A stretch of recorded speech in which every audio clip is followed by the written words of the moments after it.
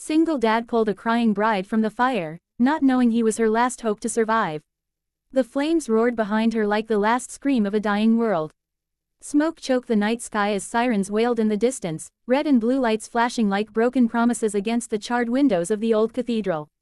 She was standing at the edge of collapse, the weight of her ruined wedding dress dragging against her legs like chains forged from shattered dreams.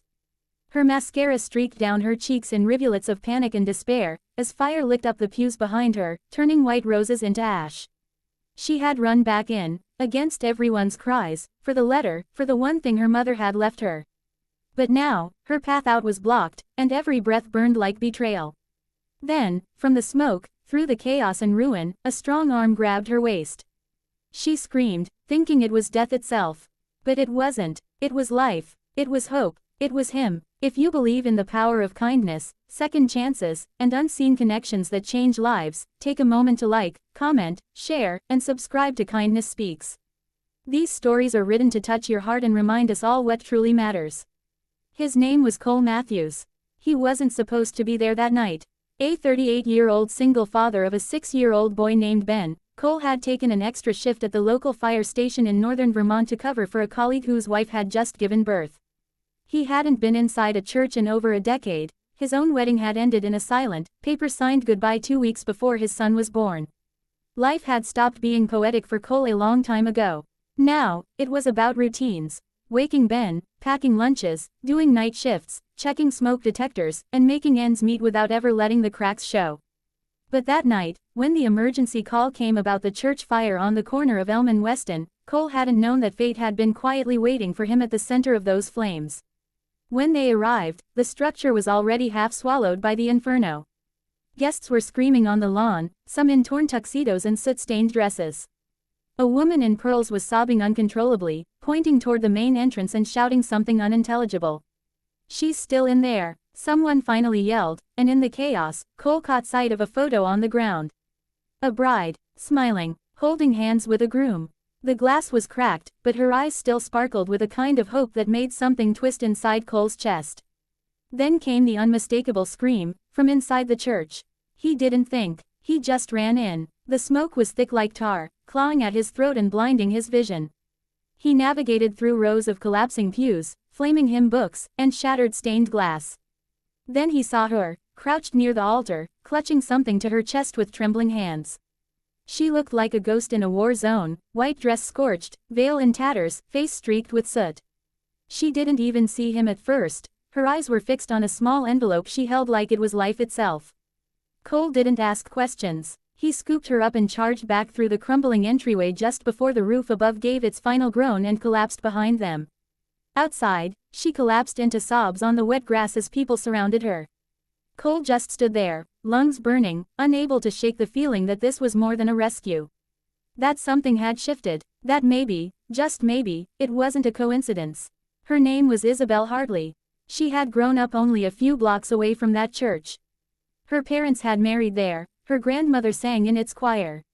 She'd spent years dreaming of her wedding day, wearing her mother's gown, reading a letter her mom had written before passing from cancer 3 years earlier, walking down the aisle toward a man she thought would be forever. But forever had lasted just long enough to unravel. Just before the ceremony, she found out. Her fiancé, Nick, had been hiding another life. Another woman. Cold feet didn't burn down churches, but broken hearts sometimes needed fire to feel anything at all. She had run. No one stopped her, and in her haze of grief, she went back inside for the letter. She would have died for it. The next morning, Cole couldn't stop thinking about her. Not in the way people think of strangers in emergencies, but in the way someone sits quietly at the edge of your soul and refuses to leave. He told himself it was the adrenaline, the surreal intensity of it all. But deep down, it felt like something older than either of them. Something waiting. Isabel, meanwhile, couldn't sleep. Her whole world had collapsed in a single night, but the thing that haunted her wasn't the betrayal or the fire, it was the look in the fireman's eyes when he carried her out. She hadn't even thanked him. She didn't know his name. But she knew, without understanding why, that this man had done more than save her life. He had reminded her it was still worth saving. 3 days later, she walked into the fire station with a thank you letter and a trembling heart. Cole was sitting at the edge of a bench, reading a children's book to Ben, whose tiny hands clung to the fire truck toy he brought everywhere. Their eyes met. For a moment, neither moved. Then Ben, always the bridge between broken moments, waved shyly and asked, "Are you the fire lady?" Isabel laughed for the first time in days. It was the kind of laugh that carried tears in it, but also light. "I guess I am," she said softly. That moment turned into coffee. Coffee turned into long walks, and long walks into longer talks. They shared wounds like soldiers, peeling back the layers of grief and failed dreams. Cole told her about his ex-wife's departure, about raising Ben alone, about how sometimes he wondered if he was doing enough. Isabel spoke of her parents, her dreams of being a counselor for kids, her plans that had burned with her bouquet. They didn't fall in love all at once. It was a slow, aching thaw, two wintered souls stepping into spring. But healing, as always, never comes without setbacks. One evening, Cole found Isabel sitting on a park bench, crying quietly. She had just bumped into Nick again. He wanted to explain, to talk, maybe to mend what was broken. And for a moment, she had considered it. Not because she loved him, but because starting over is terrifying. Especially with someone you met in fire. Cole didn't say much that night. He just took her hand, pressed something into her palm, and walked away. When she opened it, it was the envelope she had risked her life to save.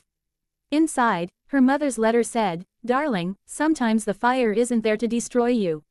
Sometimes it's there to reveal what was never meant to last, and what still can." Cole didn't know she'd read that letter 3 times that night. He didn't know she cried herself to sleep holding it against her chest. And he didn't know that the next morning, she would knock on his door with trembling fingers and a single sentence, "I'm ready for what's real." What followed wasn't a fairy tale. It was better. It was real. There were mornings when Ben had nightmares and Cole couldn't sleep. Days when Isabel doubted if she was enough for this small, makeshift family. But there were also evenings of shared stories, pancake breakfasts, little league games, and slow dances in the kitchen while Ben pretended to be disgusted. 1 year later, on a quiet hill, outside that rebuilt church, Cole knelt on one knee, not with a diamond, but with a locket. Inside was a picture of Ben, a picture of her mom, and a space left open for their new beginning. If this story touched your heart, please take a moment to like, comment, share, and subscribe to Kindness Speaks. Your support helps these true-to-life stories reach more hearts and keep hope alive. Special request: if you believe love can rise from ashes, and that sometimes strangers become the people we needed all along, please leave a comment below. We'd love to hear your thoughts.